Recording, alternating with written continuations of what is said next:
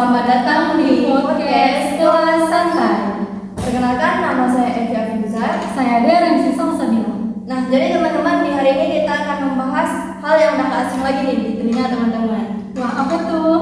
Jadi, kita pada siang hari ini akan membahas tentang keanekaragaman hayati. Wah, menarik ya tema pada hari ini.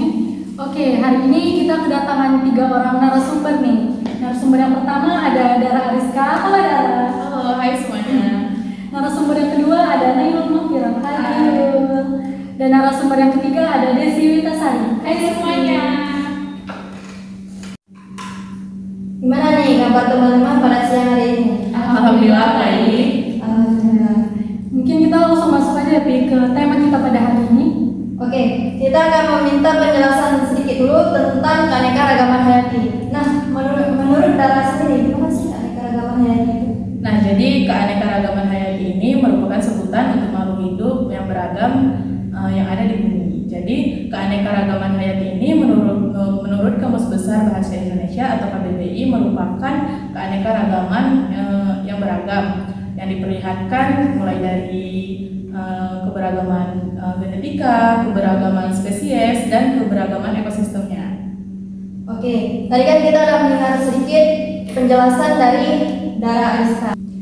Kita minta satu pendapat lagi mungkin ya dari narasumber kita. Kalau menurut Nailul, gimana nih keanekaragaman hayati itu? Menurut saya, keanekaragaman hayati adalah variasi makhluk hidup mulai dari gen, spesies, dan ekosistem pada seluruh wilayah. Ketiga, keanekaragaman hayati ini saling berhubungan sehingga tidak bisa dipisahkan antara satu dengan yang lainnya. Oke, terima kasih karena tadi kita sudah mendengar sedikit tentang penjelasan dari keanekaragaman hayati itu sendiri. Nah, jadi keanekaragaman hayati ini adalah keanekaragaman makhluk hidup dari mulai tingkat gen, spesies maupun ekosistem pada suatu wilayah karena berbedanya variasi. Nah, variasi tersebut bisa berupa bentuk, sifat, warna maupun lainnya. Setelah kita mendengar penjelasan tentang keanekaragaman hayati tadi, kita juga harus tahu nih sebenarnya apa sih yang menyebabkan adanya keanekaragaman hayati ini. Langsung saja kita tanya ke narasumber kita yang ketiga. Nah, menurut Desi, apa yang menyebabkan adanya keanekaragaman hayati ini? Menurut pendapat saya, penyebab terjadinya keanekaragaman hayati ini memiliki perbedaan warna, bentuk, dan ukuran. Sehingga keanekaragaman ini dibagi menjadi 3 tingkat. Yang pertama, keanekaragaman tingkat gen, spesies, dan ekosistem.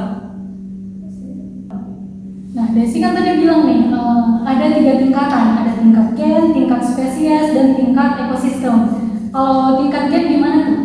Keanekaragaman hayati tingkat gen itu adalah merujuk pada variasi genetik dalam urutan DNA yang berbeda.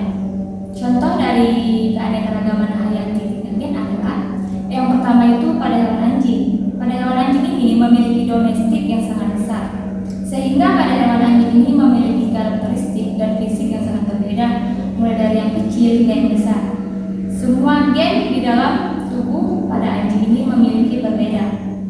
Yang kedua, contoh pada tanaman jagung. Pada tanaman jagung ini memiliki variasi dan genetik yang sangat unik. Yang ketiga, pada hewan kucing. Pada hewan kucing ini sama seperti pada hewan anjing. Kucing juga memiliki variasi dan genetik yang sangat berbeda, sehingga memiliki contoh yang sangat banyak.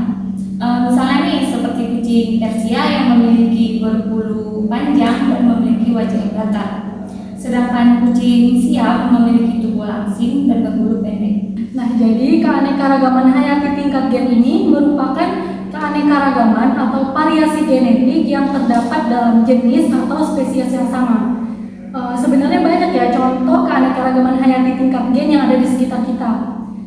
Contohnya tuh kayak buah pisang. Pasti semua pernah kan makan buah pisang? Pernah. Walaupun sama-sama pisang, tapi pisang ini mempunyai bentuk, ukuran, bahkan rasa yang sangat beragam. Nah, teman-teman, selanjutnya kita akan meminta penjelasan sedikit tentang keanekaragaman spesies. Gimana sih menurut Nailul keanekaragaman hayati tingkat spesies itu? Menurut saya, keanekaragaman hayati tingkat spesies adalah individu yang mempunyai persamaan, yaitu anatomi, fisiologis, dan morfologi, dan memiliki kemampuan untuk melakukan perkawinan dengan sesamanya. Contoh keanekaragaman tingkat spesies pada tanaman yaitu ada bawang merah, bawang putih, dan kopi. Kalau pada hewan itu ada macan tutul, harimau, dan singa. Oke, jadi keanekaragaman tingkat spesies ini lebih mudah diamati daripada keanekaragaman tingkat gen, karena perbedaan antar spesies makhluk hidup yang sefamili itu lebih mencolok sehingga lebih mudah untuk diamati. Oke, yang terakhir nih, tingkat ekosistem. Kalau menurut Dara, gimana keanekaragaman hayati tingkat ekosistem itu? Nah, jadi keanekaragaman tingkat ekosistem. Jadi ekosistem adalah interaksi atau hubungan timbal balik antara makhluk hidup dengan yang satu dengan makhluk hidup yang lainnya, dan antara makhluk hidup dengan lingkungannya. Contoh keanekaragaman hayati tingkat ekosistem seperti banyaknya pohon kelapa yang tumbuh di pantai, pohon aren yang tumbuh di pegunungan, serta pohon pinang dan pohon pala yang tumbuh di dataran rendah. Jadi ketiga pohon ini memiliki ekosistem yang berbeda nih. Oke, keanekaragaman hayati tingkat ekosistem ini juga banyak ya. Ada ekosistem darat, contohnya itu kayak hutan hujan tropis dan kayak padang rumput. Terus ada ekosistem perairan kayak laut, sungai, dan pantai. Dan ada juga ekosistem buatan, contohnya kayak hutan mangrove. Oke, terima kasih Dara. Nah, jadi kan seperti yang terjadi di lingkungan kita itu sering terjadi kerusakan lingkungan. Contohnya seperti banjir. Nah, di mana sih upaya yang tepat untuk mengatasi banjir tersebut?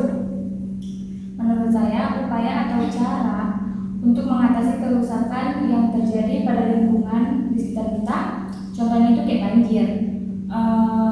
Kita harus selalu membuang sampah pada tempatnya, menjaga lingkungan sekitar, dan membersihkan selokan yang ada di pinggir jalan. Oke, mungkin ada yang mau menambahkan? Ya, jadi kita sebagai manusia ini perlu menanamkan kesadaran diri nih. Kita sebagai manusia yang mana dengan tidak menebang hutan secara sembarangan yang menyebabkan banjir. Kan banyak tuh terjadi sekarang nih di mana-mana terjadinya banjir. Dan melakukan reboisasi atau penghijauan. Mungkin itu solusinya. Oke, terima kasih kepada para narasumber kita yang sudah memberikan penjelasan kurang lebih tentang keragaman hayati pada hari ini. Jadi dapat disimpulkan upayanya untuk mengatasi banjir tersebut dengan cara melakukan reboisasi, membuang sampah pada tempatnya.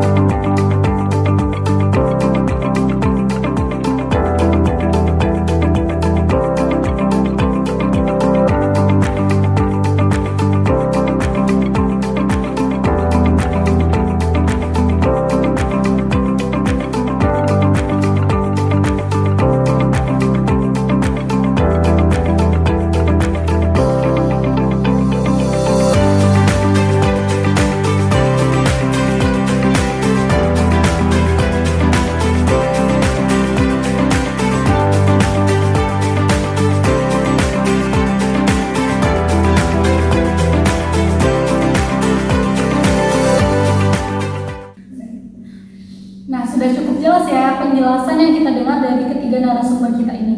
Dan terima kasih kepada Dara, Nailul, dan Desi yang telah mengisi podcast pada hari ini. Sekian podcast kelas santai pada hari ini. Assalamualaikum warahmatullahi wabarakatuh.